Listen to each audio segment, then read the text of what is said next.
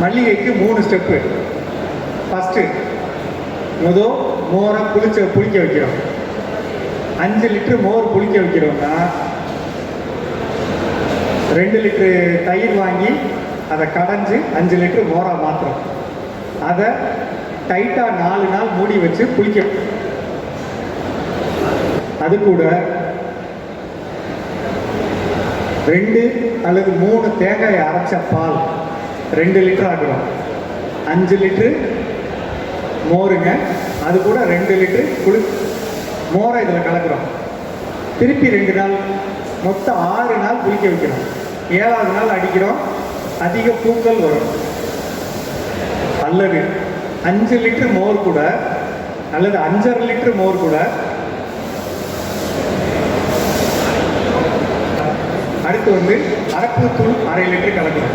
1/2 kilo கலந்து வச்சோம்னா 5.5ல் அரை கலக்கிறப்ப என்ன ஆகிடும்னா அந்த 1/2 லிட்டர் போயிடும். 5 லிட்டர் தெளிவாக கிடைக்கும். இதை அடித்தாலும் அதிக பூ வரும். இப்போ அடுத்து என்ன செய்கிறோம்? இது மேலே அரும்பு வந்துடும்.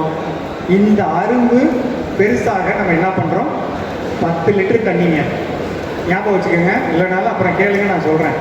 10 லிட்டர் தண்ணி, 100 மில்லி மீன் அமிலம், 50 மில்லி பொட்டாஷ் பாக்டீரியா, மறந்துடாதீங்க, பொட்டாஷ் பாக்டீரியா. அது கூட 50 மில்லி கடல் பாசி வரும். இதை தெளிக்கலாம். உங்களுக்கு பிடிக்கும் அப்படின்னு சொன்னால் அந்த சோளு பாருங்கிறது 10 மில்லி கலந்துக்கலாம். போராடுக்காக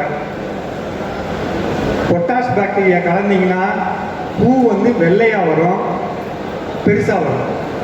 ரைட்டாக பண்ணி 50 மில்லி பொட்டாஷ் பாக்டீரியா. மீன் அமிலம் கொடுத்தீங்கன்னா சாஃப்டாக வரும், ஸ்மெல்லு வரும், நல்லா வாடை வரும். 3வது கடல் பாசி உரம் கலந்தால் பொதுவான எல்லா சத்துக்களும் கட்டமைக்கப்படும். நான் 8 மாடல் சொன்னேன். 8 மாடல் கரெக்டாக நிற்கும். காம்போட நீளம் அதிகமாகும். இந்த போரான் கொடுத்தீங்கன்னா பொதுவான வடிவமைப்பு. ஒரு மல்லிகைனா எப்படி படம் வரைவோமோ அது மாதிரி இருக்கும். இதுதான் அதோட இது. கொஞ்சம் இதை செஞ்சு பாருங்கள்.